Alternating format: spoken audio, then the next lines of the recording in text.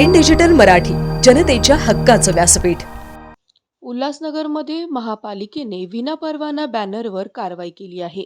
महापालिका आयुक्त विकास ढाकणे यांच्या आदेशाने ही कारवाई केली. कॅम्प 3 मधील ओटी सेक्शन परिसरातील बॅनरवर कारवाई केली. विनापरवाना बॅनरमुळे शहराचं विद्रुपीकरण होत आहे. पालिका प्रशासनाची परवानगी घेणे अनिवार्य असताना देखील कुठल्याही प्रकारची परवानगी पालिका प्रशासनाची न घेता लावण्यात आलेल्या बॅनरवर पालिका प्रशासनाने आक्रमक भूमिका घेतली आहे.